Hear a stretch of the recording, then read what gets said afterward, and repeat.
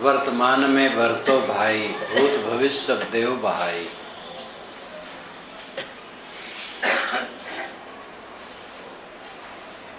भविष्य देह निज छूटी हैं, भूत न आवे हाथ। वर्तमान चिंता हरे, तब कब होए सनात। भविष्य में तो अपना शरीर छूट जाने वाला है, इस क्षण के आगे ये शरीर छूट जाने वाला है। भविष्य देह न छूटी है, भूत न आवे हाथ। जो बीत गया है वो हाथ आने वाला नहीं। और वर्तमान चिंता हरे, वर्तमान में चिंता करके समय को बर्बाद कर रहे हो, तब कब हो सनात, कब सनात हो। इसलिए भूत भविष्य का फेर तज्जो पावे निजराज। सो कस अटके ताए में वर्तमान करिकाज। जो भूत भविष्य का चक्कर छोड़ देता है और वर्तमान में काम करता है, वो अपने राज को पा जाता है। ये श्री विशाल साहेब की साखी है। पहली चौपाई श्री पूर्ण साहेब की। श्री रामराज साहब ने कहा, संत सदा सोई परमानिक, जो निज घर की सुधि पाए। वही सदैव संत हैं, प्रामाणिक हैं, जिन्होंने अपने घर की सुधि पाई है। इन बातों पर विचार करें। हम और आप सब अपना अपना कहीं घर बनाए हैं, आश्रम बनाए हैं, लेकिन वो घर शरीर के लिए है। हमारा घर कहाँ? बंदे कर ले आप निवेरा, आप जियत लख आप ठौर कर मुए कहाँ घर तेरा। ये अवसर नहीं चेते उपराणी अंत कोई नहीं तेरा। कहीं कबीर सुनो संतो कठिन काल को घेरा। ऐ संतो, ऐ बंदे, तू अपने आप का निवेरा कर ले। आप जियत लख आप ठौर कर मुए कहाँ घर तेरा। जीते जीते अपने को लख कि तू कौन है और अपनी जगह बना। मर जाने के बाद तेरा घर कहाँ होगा, इसका पता लगा।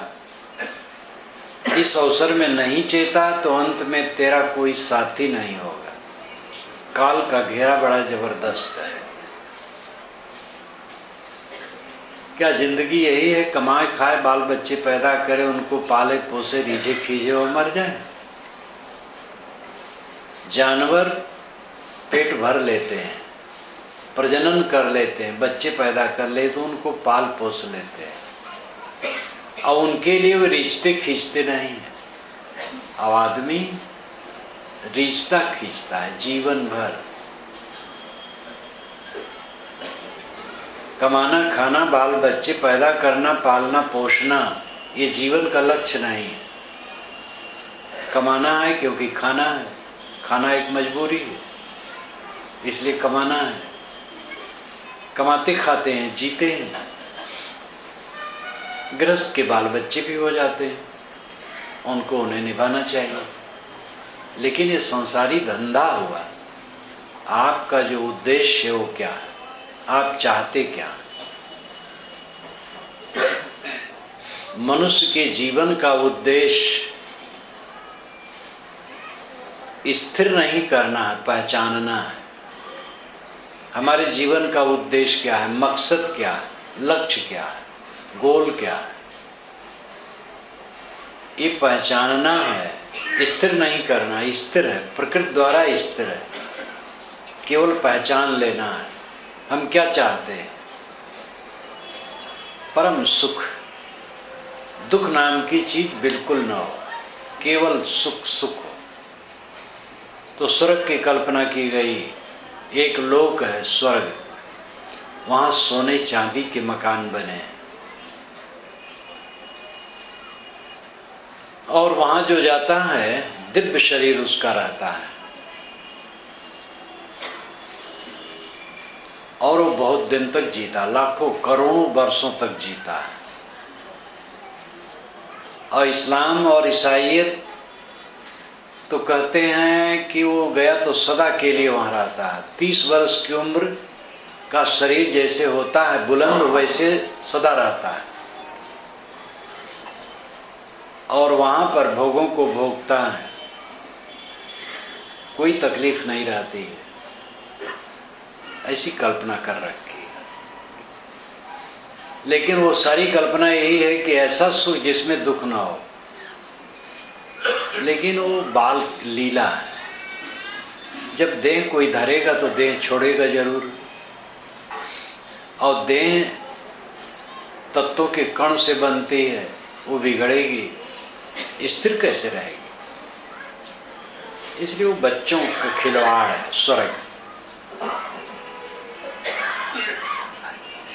हमारी अपूर्ण इच्छाएं स्वर्ग का प्रजनन करती हैं, स्वर्ग का रूप गढ़ती हैं। हमारी इच्छाएं संसार में पूरी नहीं होती, पूरी होगी भी नहीं। इच्छाओं की पूर्ति नहीं होती है, इच्छाओं की निवृत्ति होती है। इच्छाएं पूरी नहीं की जा सकती, इच्छाएं छोड़ करके आदमी सुखी हो सकता है। इच्छा के पीछे पड़ोगे केवल चित्त जलेगा और कुछ नहीं होगा, और इच्छा को छोड़ दो बस आनंद कंद। हम ऐसा सुख चाहते हैं जिसमें दुख नाम की कोई चीज ना हो, और ऐसा सुख कहीं नहीं, पूरी दुनिया में कहीं नहीं। अनुकूल पत्नी, अनुकूल पति, अनुकूल पुत्र पाने के बाद भी वो सुख नहीं मिलेगा। अनुकूल पत्नी या पति मिल गए तो युवक युवती को तत्काल स्वर्ग तो दिखाई देता है, लेकिन थोड़े दिन में नरक दिखाई देने लगता है। पुत्र मिल गया, बड़ा बहुत खुशी, कुछ ही दिन के बाद पुत्र से रीझ खींच शुरू हो जाती है। धन मिल गया, बड़ी खुशी, लेकिन धन के पीछे जो दुख है वो धनियों से मिल करके देख लो। प्रधानमंत्री पद भारतवर्ष में सबसे ऊंचा पद है, राजनीतिक पद। मनमोहन सिंह कहा करते हैं, बहुत झंझट करेंगे मैं इस्तीफा दे दूं। वो तो त्यागी पुरुष है, अद्भुत है, देवता है। बड़ा अच्छा संजोग इस समय है, हमारा राष्ट्रपति भी देवता है और मनमोहन सिंह देवता है, और सोनिया जो इसके पीछे है वो भी अद्भुत देवता है। पूरी दुनिया में उसकी जो प्रशंसा है, उसकी विनम्रता, सहना, बड़ी अद्भुत बात है। ये तो प्रसंग बसात मैंने कहा। अटल जी भी बहुत अच्छे आदमी, राजनेताओं में भी अच्छे अच्छे लोग हैं। मनमोहन सिंह की बात आई, प्रधानमंत्री पद बहुत ऊंचा है, लेकिन मनमोहन सिंह बीच बीच में सुनता हूँ कहा करते हैं, अखबार में पढ़ नहीं पाता हूँ, जो अखबार पढ़ते हो बताते हैं, क्यों बीच बीच में कहते मैं छोड़ दूँगा, इस्तीफा दे दूँ। परेशान करते हैं लोग। प्रधानमंत्री बनना चाहते हो, परेशानी से और कुछ है, एक सेवा है बस। दुनिया में कोई न तो ऐसा पद है न चीज है जिससे आदमी को अनंत सुख मिले। और आपका उद्देश्य क्या है? पत्नी क्यों चाहते हैं? अनंत सुख के लिए। और ये देवियां पति क्यों चाहती हैं? ऐसा सुख मिले जिसमें दुख ना हो। कहाँ वहाँ सुख है? लेकिन चाहती यही, सब यही चाहते हैं, अनंत सुख। वह सुख जिसमें दुख ना हो, भय ना हो, छुटे ना। ये हमारे जीवन का उद्देश्य है, क्योंकि यही अंदर की मांग है। हर जीव यही चाहता है, ऐसा सुख मिले जिसमें दुख न हो। ऐसा सुख कहाँ है? दुनिया में नहीं, संसार के भोगों में नहीं, वो है आत्मा में लौटने पर। अपने में लौट आओ, वर्तमान में अपने में लौट आओ। कुछ लोग कहते हैं आत्मा अमर है, कुछ लोग कहते हैं आत्मा अमर नहीं, कुछ लोग कहते हैं पहले हमारा जन्म रहा और आगे भी रहेगा, कुछ लोग कहते हैं ऐसा कुछ नहीं। ये दो मत है। आत्मा अमर है, पुनर्जन्म होता है, इसको चुनौती अगर देने वाले देते हैं कि सिद्ध करो, तो पुनर्जन्म मानने वाले, आत्मा अमर मानने वाले उनसे कहते हैं कि आप सिद्ध करो कि नहीं होता है आत्मा, मर जाने के बाद आत्मा नहीं रहेगा।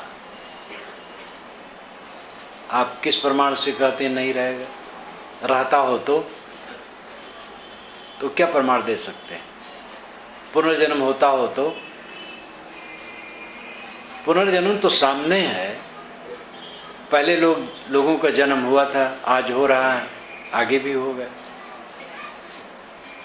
सत्ता में से ही तो पुनर्जन्म हो रहा है।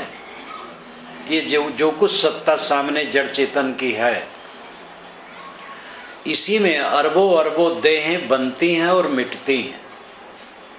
जैसे 10,000 टन मिट्टी आपके दरवाजे पर पड़ी हो और उसमें हजारों घड़े बनते हो और मिटते हो, बनते हो और मिटते हो। कुम्हार मिट्टी लेके हजारों घड़े बनाता हो, फिर टूट जाता हो, फिर बनाता हो। तो उसी मिट्टी की सत्ता ही में से तो हजारों घड़े बने और टूटे, बने और टूटे। तो घड़ों का पुनर्जन्म तो हो रहा है मिट्टी की सत्ता से। ऐसी सत्तात्मक जगत में से देहें बन रही और मिट रही हैं, बन रही और मिट रही हैं। पुनर्जन्म तो सामने है, पुनर्जन्म तो हो रहा है। ये असत्य कहाँ है?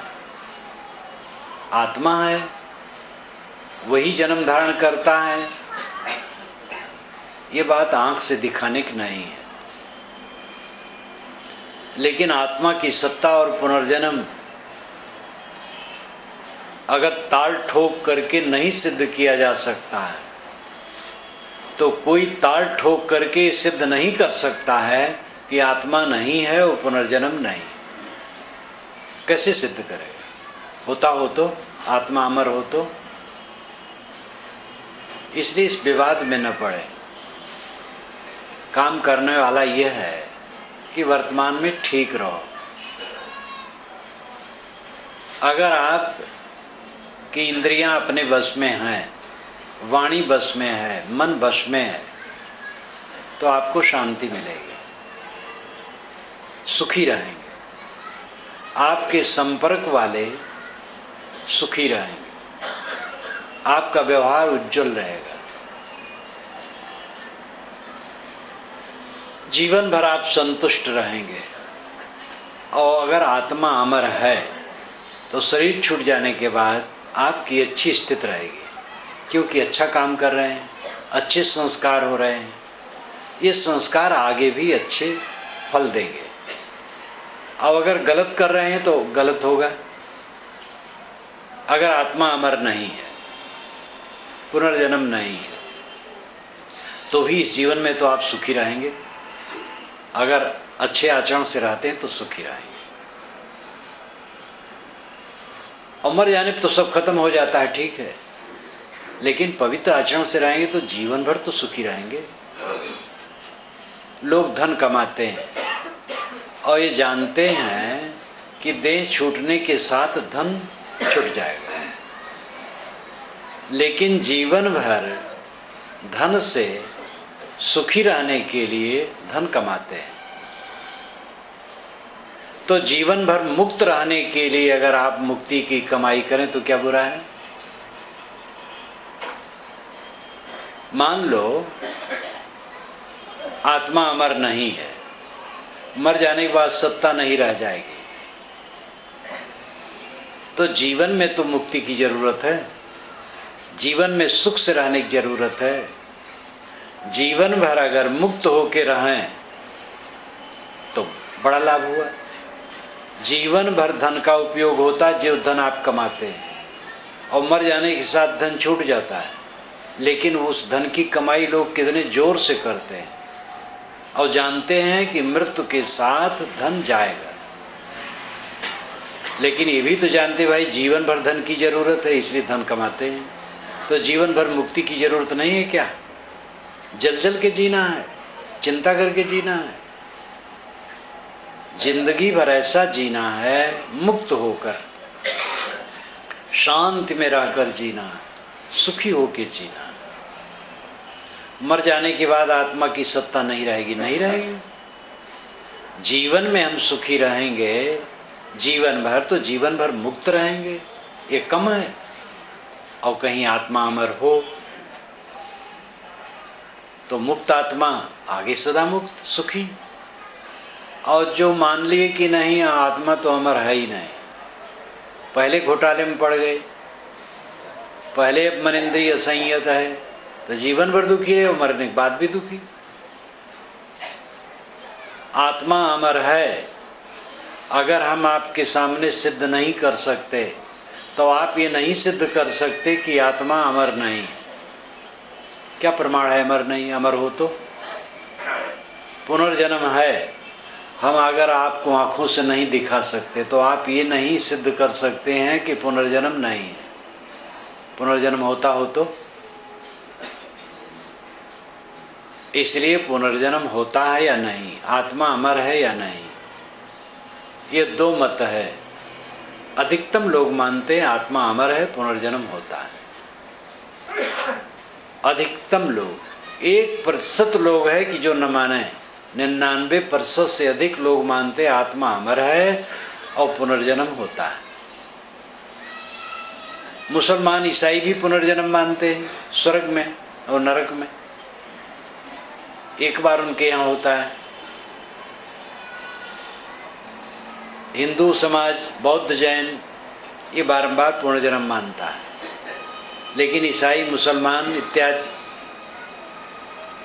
एक बार मानते हैं। शरीर छूटा, आज पाप किया तो नरक में गया, पुण्य किया तो स्वर्ग में गया, तो जन्म तो हुआ। तो भौतिकवादी विचार कम है, लेकिन उनका उत्तर यह है कि आपको जरूरी क्या है इस जीवन में, चाहे भौतिकवादी हो चाहे आत्मवादी हो, हर इंसान को स्थिर आनंद की आवश्यकता है। कोई किसी को नहीं चाहता है, सुख चाहता है। अगर पता चले कि पत्नी हमारा गला कटा देगी, तो आदमी पत्नी को निकाल देगा या मार डालेगा। और पत्नी के मन में कुछ ऐसा आ जाए तो पति का त्याग कर देगी। पुत्र का त्याग लोग कर देते हैं, माता पिता का त्याग कर देते हैं, अपने शरीर का त्याग कर देते हैं। जब दुख से बहुत उब जाते हैं तो लोग अपने शरीर का ही त्याग कर देते हैं। कौन सी वस्तु अधिक प्रिय है? आत्मा। आत्मा के लिए हम सब कुछ करते हैं। देवी देवता को मनाते हैं, भगवान भवानी को मनाते हैं, और सब कुछ करते आत्मा के सुख के लिए। क्या आप नहीं हैं? कोई ये कह सकता मैं नहीं हूँ? जो मैं करता रहता हूँ, कौन है? एक स्थिर तत्व है आत्मा। मैं का अनुभव जिसे होता है सब समय, वो एक स्थिर तत्व है जो संस्कारों को धारण करता है, जिसे यादगिरियां रहती हैं।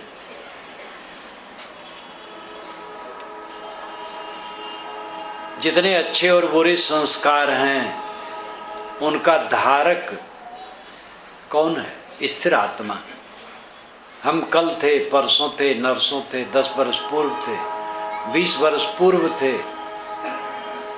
इसी प्रकार इस शरीर के पहले भी थे। इस अनुमान से कि नहीं थे तो कहाँ से आ गए, और हैं तो कहाँ चले जाएंगे। विज्ञान मानता है कि तत्व का एक कण भी नया बनता नहीं है, और जो है वो मिटता नहीं, केवल संयोग वियोग होता है, बस इतना ही होता है। शरीर हमारा है, ये मिटेगा तो कण कण अलग हो जाएंगे, एक कण भी नष्ट नहीं होगा, बिखर जाएगा, शरीर का रूप नहीं रहेगा। लेकिन एक कण का भी नाश नहीं होगा, और एक कण नया बनेगा नहीं, जड़ तत्व में एक कण न नया बनता है, न एक कण मिटता है। तो क्या चेतन मिट जाएगा और चेतन बन गया? दो विचार वाले हैं। एक विचार कहता है कि जड़ तत्व चिरंतन है, नित्य है, जड़ से ही चेतन बन जाता है। दूसरा विचारक है कि जड़ कुछ नहीं है, चेतन ही है, और चेतन ही के भ्रम से जड़ जगत दिखाई देता है। एक है जड़ाद्वैतवाद, एक है चेतनाद्वैतवाद। जड़ाद्वैतवाद कहता है कि जड़ ही की सत्ता है, चेतन स्वतंत्र नहीं है, जड़ का परिवर्तन चेतन है। चेतनाद्वैतवाद कहता है कि चेतन ही एक सत्ता है, जड़ कुछ है ही नहीं, चेतन का ही ये विवर्त है, मिथ्या भ्रम है जड़ जगत। ये दोनों गलत कहते हैं। जड़ और चेतन दोनों हैं। जड़ साक्ष्य है, चेतन साक्षी है। जड़ भोग्य है, चेतन भोगता है। दाल भात को लोटा पीढ़ा गिलास नहीं खाते हैं। दाल भात को खाने वाला भोक्ता चैतन्य मनुष्य है। भोग को नहीं भोगते हैं, भोग को भोगने वाला भोक्ता चेतन होता है। इसलिए जड़ पदार्थ जैसे नित्य हैं वैसे चेतन नित्य है। प्रकृतिम पुरुषम च विद्यनादि उभावक, प्रकृति पुरुष दोनों अनादि। कपिल जी ने बहुत पहले ये कहा था, जड़ और चेतन दोनों की सत्ता नित्य है। कोई कहे न कहे, आप चेतन हैं, जड़ नहीं। इस जीवन में आप स्थिर अस्तित्व का बोध करते हैं। आप बचपन में थे, यहाँ कोई 70 वर्ष का व्यक्ति बैठा हो तो 60 वर्ष पुरानी बातें उसे याद होती, 65 तक की याद होती। अगर स्थिर सत्ता आत्मा की न होती तो वो कैसे याद करता? शरीर के कण 7 वर्ष में बदल जाते, ये वैज्ञानिक मानते हैं। अगर कोई 21 वर्ष का आदमी है तो 3 बार आमूल चूल कण बदल चुके हैं। 42 वर्ष का है तो 6 बार बदल चुके हैं। 7 वर्ष में शरीर के सारे कण बदल जाते हैं। अगर आत्मा कणों का जोड़ होता, 7 वर्ष के पहले की बातें कैसे याद करता? पहले जन्म की याद कैसे क्यों नहीं होती है? पहले जन्म का शरीर नहीं, घटनाएं सामने नहीं, तो कैसे याद हो? पहले जन्म क्या, इसी जन्म में जब हम जन्मे थे उस समय की याद नहीं है। और छोड़ दो, कल इसी समय 12 बजे 12:01 पर आप क्या सोचते थे? आपको ख्याल नहीं। जब इसी जन्म की बातें भूल जाती हैं तो आगे जन्म की कैसे याद हो, पिछले जन्म की कैसे याद हो? अखबारों में छपता है, अमुक ने पहले जन्म की याद की और बताया, और उसकी घटनाएं बड़ी विवरण पूर्वक छापते हैं। ऐसी घटनाओं का साक्षात्कार मैंने नहीं किया है, इसलिए उसमें मैं कुछ नहीं कह सकता। किंतु सत्ता नित्य है, जड़ भी नित्य है, चेतन भी नित्य है। जो कुछ है कुछ नया नहीं है, सब वही है और सब वही रहेगा। जो काम करने की चीज है वो एक ही है, सुख से जीना, वर्तमान में सुख से जीना। तो सुख से जीने की परिभाषा लोग करते हैं, घर द्वार अच्छा हो, गाड़ी घोड़ा हो, खाने पीने की चीज़ें हो, रुपया पैसा हो, तो सुख से जिएंगे। ये परिभाषा दैहिक हुई। रुपये पैसे की ज़रूरत है, रुपये पैसे से जो जीवन की आवश्यक वस्तुएं हैं उसको हम खरीदते हैं। इसलिए रुपए पैसे की भी जरूरत। रुपए पैसे से कोई काम की चीज़ नहीं है। आपको अन्न न मिले, पानी न मिले, कपड़े न मिले, घर न मिले और सोने के सिक्के 10-20 बोरा दे दिया जाए तो आप क्या करेंगे? इसलिए जरूरी चीज़ तो है अन्न, पानी, कपड़े, घर द्वार, ये सब जरूरी है। इसी को खरीदने के लिए, बेचने के लिए सोने चांदी के सिक्के गढ़े गए, फिर कागज के नोट आज के ज़माने में बना दिए गए, हल्के रहें। तो ये सरकार का एक मानदंड है व्यवहार बर्ताव करने का। इसलिए रुपए पैसे की भी ज़रूरत है। एक साधु महात्मा है, बस पर बैठा, कंडक्टर आया, टिकट टिकट टिकट नहीं है, पैसा लाओ। अगर उसकी झोली में पैसा है तो टिकट कटा सकता, नहीं तो उतार देगा। भूखे प्यासे हैं, पैसा है, कुछ लेके खा लिए, नहीं पैसा है कैसे होगा? इसलिए पैसे की ज़रूरत है, अन्न पानी की ज़रूरत तो है ही है। तो जीवन गुजर की वस्तुओं की ज़रूरत है और सुख से व्यवहारिक ढंग से भी रहना चाहिए। पेट भर भोजन मिले, तन भर कपड़ा मिले, सोने की जगह मिले, ये सब चाहिए। लेकिन क्या इतने से मन शीतल हो जाएगा? अगर पेट भरा रहेगा तो मन में चिंता नहीं रहेगी। केवल ये चिंता नहीं रहेगी कि रोटी मिलना चाहिए, क्योंकि रोटी मिल गई। अब ठंड महीना, रजाई ओढ़े हैं तो अब ये चिंता नहीं कि भाई रजाई मिल जाए। लेकिन अब मन के अंदर में जो जलन है, उद्वेग है, अशांति है, वो रजाई से नहीं ठंडी होगी। है आबोहवा ठंडी, कश्मीर नहीं साहब। ठंडा हो कलेजा जिसे कश्मीर उसे कहते हैं। तो बाहर की ठंडक तो जरूरी है, लेकिन भीतर की ठंडक और जरूरी है। एसी भवन, एसी कार में रहते हुए कुछ लोग हैं सदैव एसी में रहते हैं। कमरे में बैठे हैं तो एसी है, कमरे से निकल के बैठे कार में तो एसी, ऑफिस में तो एसी है, सब जगह एसी है। ट्रेन में है तो वहाँ भी एसी रिजर्वेशन है। सब समय एसी में रहते रहते मन एसी में है कि नहीं? मन जल रहा है तो शरीर तो ठंडा हो गया। एक माता का शरीर मुझे दिखाई दिया, वो 50 वर्ष की होगी, देह भर में गुट्ठे गुट्ठे और दाने दाने, छाले छाले। मैंने कहा क्या हुआ? कहे साहब क्या करूं, एसी में रहते रहते शरीर खराब हो गया। अब एसी को छोड़ दिया है।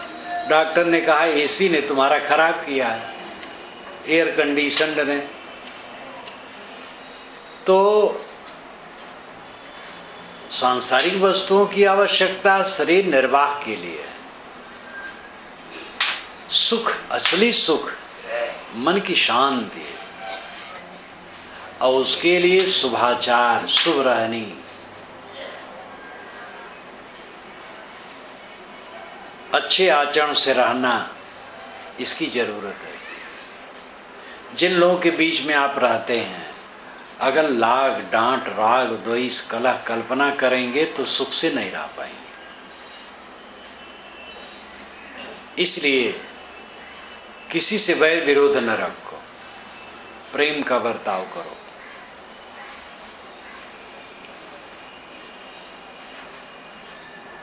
जो दुष्ट जन हैं, जो सुधर नहीं सकते,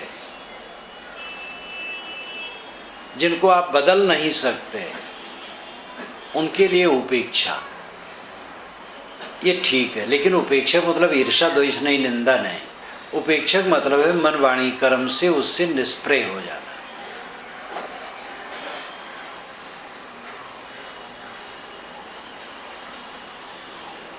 कोई सज्जन है उनसे प्रेम करो, संत है उनसे प्रेम करो, सद्गुण मिलेंगे। सुखी लोग हैं उनसे प्रेम का व्यवहार करो, ईर्ष्या फिर मन में नहीं होगी। दुखी लोग हैं उन पर करुणा करो। लेकिन जो जानबूझ करके उल्टा चलने के लिए कमर कसे हैं,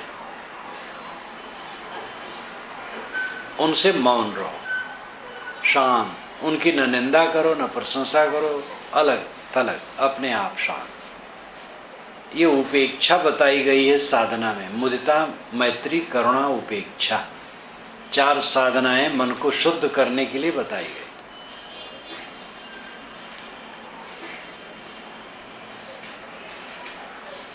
सुखियों को देख करके प्रसन्न होना, दुखियों को देख करके करुणा करना, पुण्य आत्माओं से मैत्री करना, और जो ठीक ठाक नहीं चलते हैं और उनको आप सुधार भी नहीं सकते हैं, उनकी उपेक्षा करना। उपेक्षा का मतलब उनसे मन वाणी कर्म से संबंध ही न रखना, तो मन में विक्षेप नहीं होगा। ये मन को शुद्ध करने की साधन है। जिन मनुष्यों के बीच में हम रह रहे हैं उनमें मधुर बर्ताव, अगर उनमें कलह करेंगे तो शांति नहीं मिलेगा। कोई कलह करता है, हम कलह न करें। जो कलह प्रिय है उससे अलग रहें। हम किसी से कलह न करें, सबके साथ सुंदर बर्ताव करें, आपाधापी न करें, त्याग करें, त्याग से रहें, किसी की चीज न छीनें, समता से बरतें, किसी के हक को न मारें, अपनी इंद्रियों को वश में करें। गृहस्थों को केवल संतान उत्पन्न करने के लिए नर नारी का संबंध मान्य है। प्रकृति के विधानानुसार अगर संतान उद्देश्य नहीं है तो नर नारी की संगत किस लिए? आदत, गंदी आदत, उद्वेगित करना, अपने को मलिन करना, पछताना, वासना पुष्ट करना, भवबंधन मजबूत करना, कौन सी समझदारी?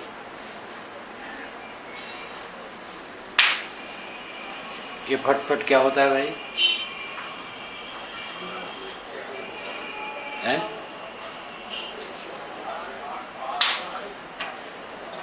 सड़क में होता है।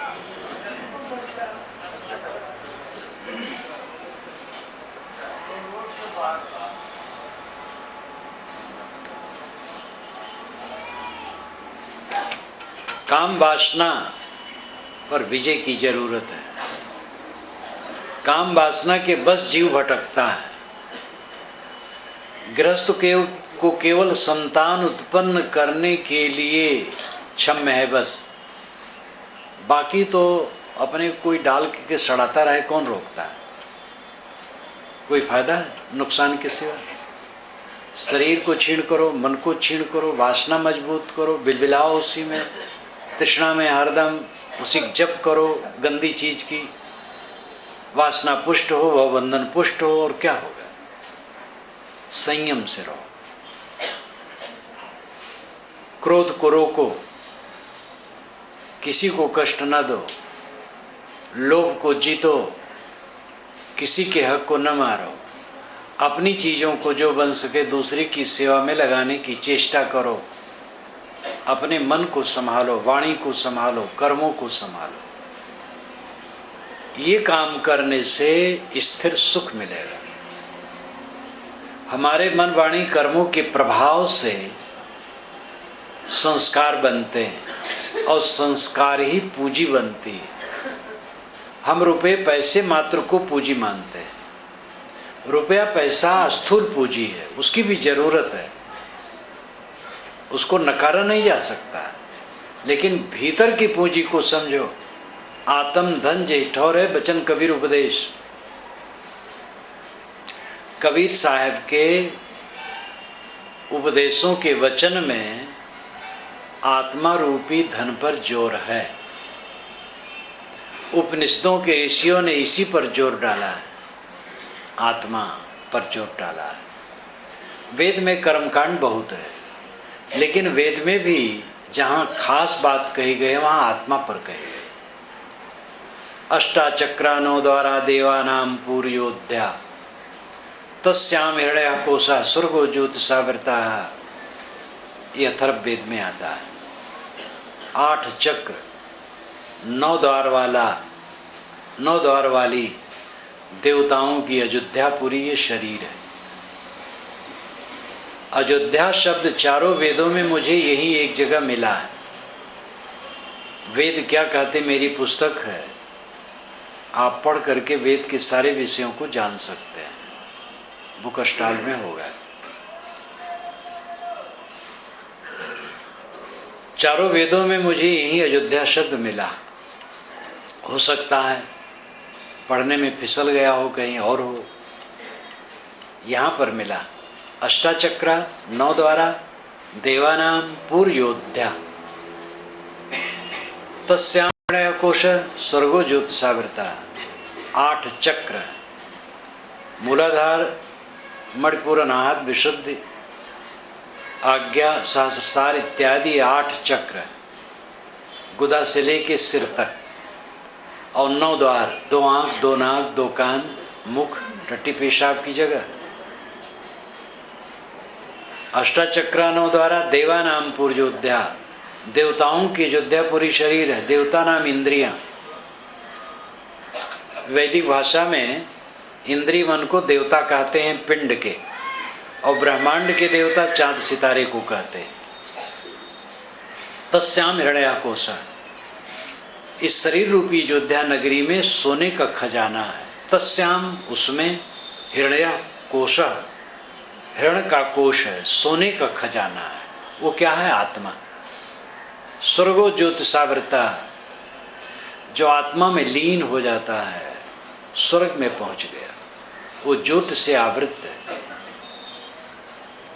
आप स्थिर होकर बैठिए, अपने मन को समेट लीजिए, अपने में लीन हो जाइए। ये स्वर्ग है, ये मोक्ष है, परम पद है, जीवन का परम धन है, परम सुख है, आत्म संतोष, आत्म तृप्त। तथागत बुद्ध ने कहा, पटिवासे मत्तना, आत्मा द्वारा आत्मा में निवास। श्री कृष्ण जी ने गीता में कहा, यस्त्वात्मरत रेव स्यादात्म तृप्तस्य मानवाः आत्मन्नेव च संतुष्टस्तस्य कार्यं न विद्यते। जो आत्मरत है, आत्म संतुष्ट है, आत्म तृप्त है, उसको कुछ करना बाकी नहीं। सतगुरु कबीर कहते हैं, जब लग दिल पर दिल नहीं तब लग सब सुख ना है। जब तक दिल पर दिल ना होगा सब सुख नहीं होगा। अनंत सुख, ऐसा जीवन जियो जिसके परिणाम में उद्वेग न आए, किसी की बुराई न देखो, किसी से उलझो न। अपने आसपास के लोग हैं उनको समझाने की चेष्टा करो, और जिनको समझा न पाओ उनसे अलग रहो। उलझो न, उनकी बुराई न करो, लड़ाई न करो, झगड़ा न करो। जान लो कि हम समझा नहीं सकते, इनको रास्ते में नहीं ला सकते, तो मौन हो जाओ। यही साधना, थोड़े दिन का जीवन है। आजकल में बहिरी मित्र सब मर जाएंगे, अपना शरीर भी मर जाए, कुछ रहेगा नहीं। इसलिए कहीं ना उलझो। समझदार वह है जो कहीं नहीं उलझता। अपने को संभालो, वासना का त्याग करो, मोह का त्याग करो, आसक्ति को जीतो। जीवन में मुक्ति का आनंद लो, वर्तमान को संभालो। जिसने वर्तमान को संभाल लिया भूत भविष्य सुधर गया। एक आदमी शराब 50 बरस से पीता है, आज उसे समझ हुई, शराब का त्याग कर दिया। त्याग करने में कठिनता लगी, लेकिन धीरज धर के त्याग दिया। महीनों बीत गए, वर्ष बीत गए, अब शराब की गंध उसे अच्छी नहीं लगती, शराब को छूता नहीं है, शराब से बिल्कुल निवृत्त हो गया। तो वर्तमान की ही शराब की आसक्ति नहीं मिटी है। 50 वर्षों से जो पीता था वो सब आसक्ति मिट गई। वर्तमान में आसक्ति छूट जाने से पूर्व 50 वर्षों की आसक्ति मिट गई। और अगर वर्तमान में शराब न पिए तो भविष्य में बंधन बनने की कोई चांस नहीं, क्योंकि सारा जीवन का भविष्य वर्तमान होता जा रहा है। और वर्तमान में वो ठीक है, शराब नहीं पीता है, पूरा जीवन कल्याण में। जिसने वर्तमान सुधार लिया, भूत भविष्य अपने आप सुधर गया। आपसे कोई गलती हो गई पहले, चाहे कोई गलती हुई हो, वो मर गई। अब उसमें ग्लान करो, ऐसे उसी गलती न करो। आज अपने आप को संभालो। अगर आज आपने अपने को संभाल लिया तो जितनी गलतियां पीछे हुई थी सब सुधर गई। अब आज ठीक है, अब आगे भी ठीक रहेगा। केवल वर्तमान में ठीक रखो, पूरा जीवन ठीक कर लो, बस भूत भविष्य सब सुधर गए। शरीर जब छूट जाएगा, अगर आत्मा अमर है तो आपको फल मिलेगा मोक्ष, सदा के लिए कृतार्थ। अगर मोक्ष का काम नहीं कर पाए, शुभ कर्म मात्र में रहे तो अच्छी गति होगी। जहाँ शरीर धरोगे अच्छे कर्मों का परिणाम अच्छा मिलेगा। और अगर ये माने रहे आत्मा नहीं है, पुनर्जन्म नहीं है, कुछ नहीं है, मर जाने बाद कुछ नहीं है, और वर्तमान में बिगाड़े सुधारे नहीं, तो जीवन भर जलोगे। और मर जाने के बाद कहीं आत्मा अमर हो, पुनर्जन्म होता हो तो दुख होगा। आत्मा अमर मानने वाले, पुनर्जन्म मानने वाले अगर गारंटी नहीं दे सकते इसकी, तो आत्मा और पुनर्जन्म न मानने वाले भी गारंटी नहीं दे सकते हैं कि आत्मा नहीं होती है और पुनर्जन्म नहीं है। कैसे गारंटी देंगे? क्या उनके पास प्रूफ है कि नहीं होता है? ये सब कहाँ चले जाएंगे? पानी सूख गया, जो बरसात का पानी क्या नष्ट हो गया? सब जल चक्र में स्थिर है। इसीलिए वेदों में आकाश को समुद्र कहा गया। असली समुद्र आकाश है, जिसमें कणों के रूप में पानी भरा है, वहीं से बरसता है। इतने समय तारे नहीं दिखाई देते, तो तारे खो गए, नष्ट हो गए। रात में सूरज नहीं दिखाई देता है, तो सूरज समाप्त हो गया।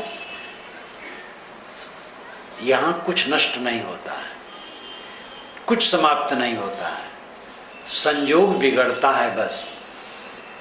शरीर बिगड़ जाता है फिर बन जाता है, मकानात टूटते फिर बना लिए जाते हैं। मूल तत्व जड़ और चेतन दोनों बनते नहीं और मिटते नहीं, दोनों के संयोग से प्रपंच नित्य है।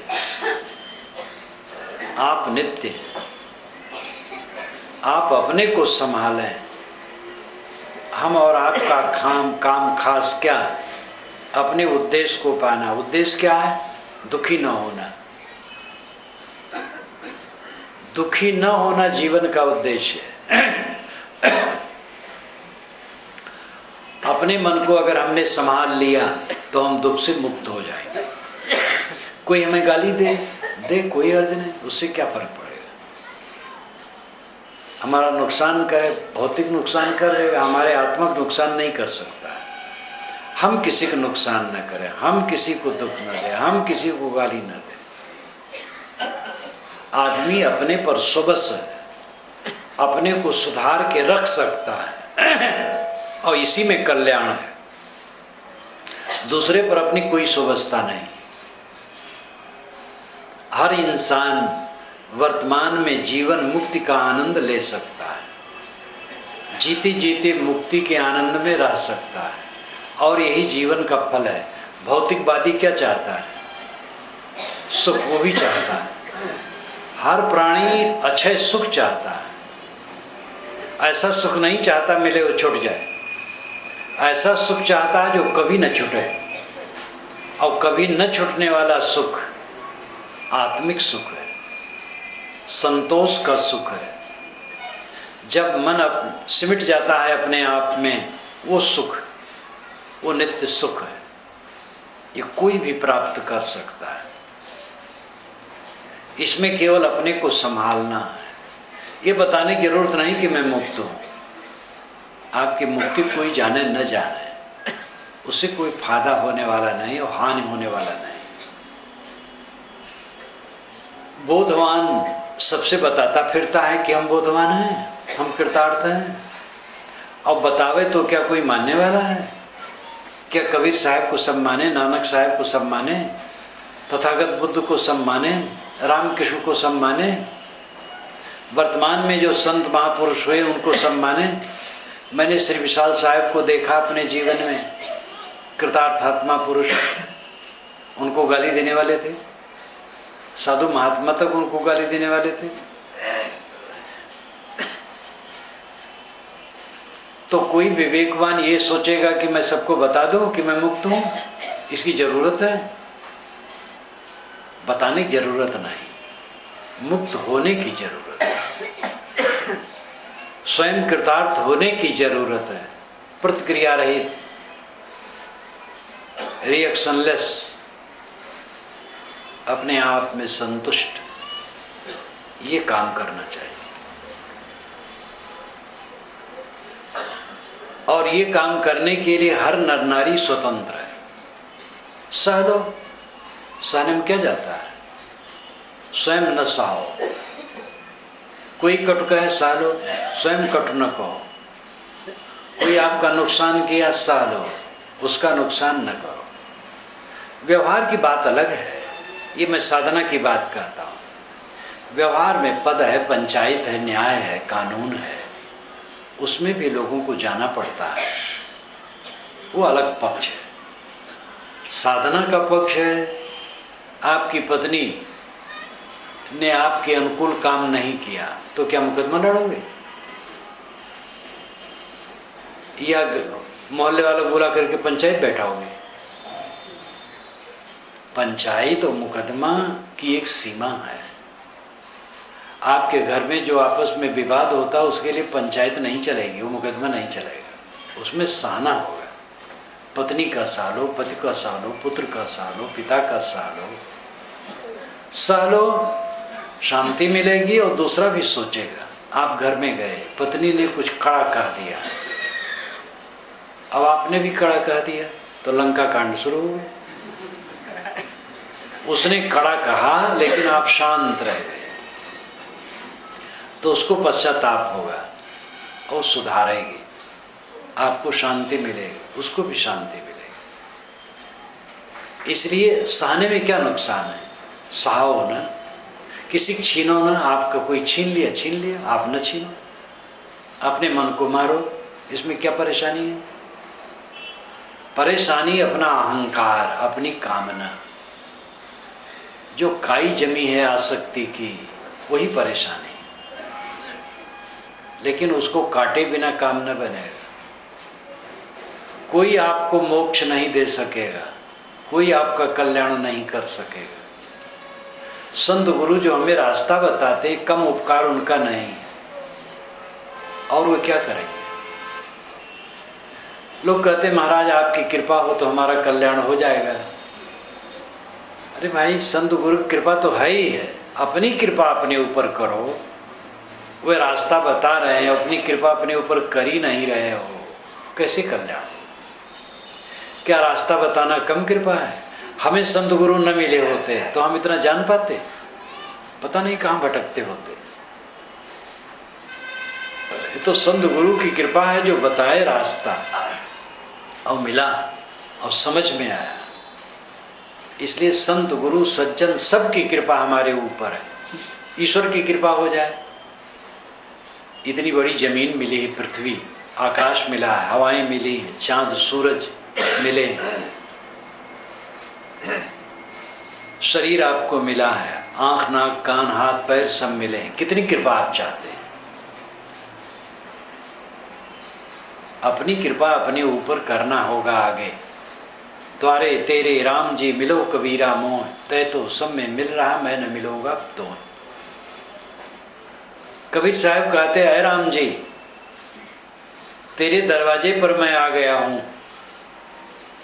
आकर के मिलो। तो वो घर वाला कहा कि महाराज अब आ ही गए हो तो अंदर में आ जाओ। कबीर साहब ने कहा मैं अंदर में नहीं आऊँगा, यहाँ तक आ गया काफ़ी हो गया, अब तेरे घर जो तो तू भी चल, मैं तो तेरे दरवाजे पर आ गया, इतना आ गया अब तू अंदर से नहीं आ सकता है। तो भाई जब तक आप स्वयं न उत्सुक होगे, जो जीव झांक न उपजे कहा पुकार कबीर। साहब कहते अगर मनुष्य के अंदर में झांकी न उत्पन्न हो, प्रेम न उत्पन्न हो, तो पुकारने से क्या होगा। संत गुरु तो पुकार रहे, सदा से पुकार रहे, हमें अपनी आंखें खोलनी होगी, जगना होगा। कोई दूसरा उद्धार करने वाला नहीं है, हमें स्वयं अपना उद्धार करना होगा। एक एक कुकर्म करके अपने मन को हमने गंदा बनाया है, उस गंदगी को दूर करने के लिए हमें स्वयं प्रयास करना होगा। क्या हमारे मन को दूसरे ने गंदा बनाया? दूसरे के कारण हम उलझ गए, वो हमारी कमजोरी है। दूसरे ने हमें गाली दे दी इसलिए हम उलझ गए।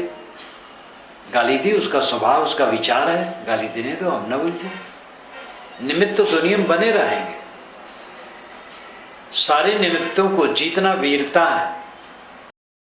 अनुकूलता प्रतिकूलता आती रहेगी, सभी स्थितियों में जो अपने को अप्रभावित रखे वही सच्चा साधक है, सच्चा इंसान है।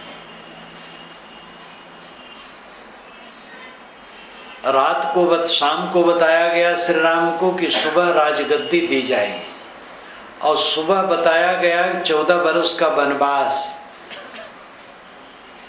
इतना उलट फेर। अभी गत वर्ष चुनाव जब हुआ लोकसभा का, तो भारतवर्ष के सारे भविष्य वक्ता पंडितों ने दिया कि अटल जी फिर से प्रधानमंत्री होंगे, सब के सब टोटल। अब ऐसा पासा पलटा क्षण ही में कि अरे अटल जी खारिज, और वो नहीं हुए।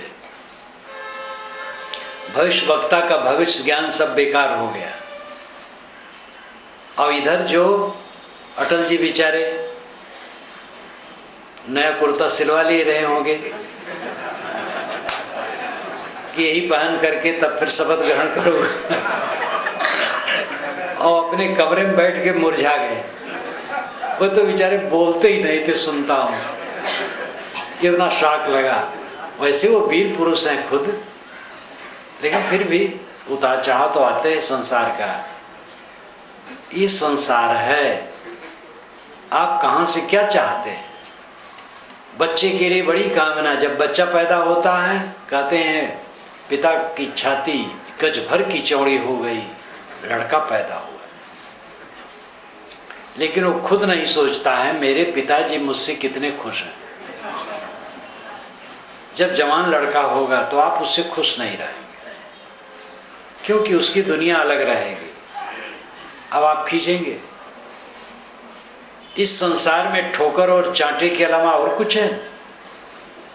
कुछ नहीं, केवल चांटे चांटे चांटे। जो सब चांटों को सह ले वो सुखी रहेगा। सहना सीखें, अपने को जीतें, आत्मविजयी बने। जो आत्मविजयी है, जिसने अपने पर विजय की, अपने मन को जीता, अपनी इंद्रियों को जीता, अपनी वाणी को जीता, वो सदा आनंद कंद है। जो कहते हैं आत्मा नहीं है, पुनर्जन्म नहीं होता है, और जो कहते हैं होता है, वो विवाद न करें। अगर आज आप सुखी रहेंगे ठीक से तो जीवन सफल है, और मर जाने के बाद जहाँ रहेंगे वहाँ भी सुखी रहेंगे, क्योंकि आज का जो संस्कार है वो काम देगा। इतने लोग सो जाएं, इसमें कोई इंग्लिश बोलने वाला हो, कोई अरबी, कोई हिंदी, कोई संस्कृत, कोई बांग्ला, सब सो जाएं। जब सो के उठेंगे तो सब अपनी अपनी भाषा बोलेंगे, सोने से भाषा थोड़े खो जाएगी। इसी प्रकार जो हम कर्म किए रहेंगे वो कर्मों के संस्कार ही आगे रहेंगे, किसी कहने से उड़ नहीं जाएंगे। इसलिए जिसने आज सुधारा उसका भूत सुधर गया और भविष्य सुधर गया। इसलिए हम लोग विवाद छोड़ करके वर्तमान को सुधारें, वर्तमान में अपने मन को ठीक करें, वाणी को ठीक करें, इंद्रियों के बर्ताव को ठीक करें। ये सब का फल मन मक्खन हो जाएगा, शीतल मिष्ट, और यही जीवन का परम सुख है। जो मन का सुख है, मन की शांति का सुख है, यही सर्वोच्च सुख है। ऐसे व्यक्ति के मन में शिकायत नहीं होती है, कोई शिकायत नहीं। शिकायत रहित संतुष्ट जीवन, इसे प्राप्त करने के लिए भक्ति, सेवा, सत्संग, साधना में हम सब लोग लगें। इसी के साथ मैं अपनी वाणी को विराम देता हूँ।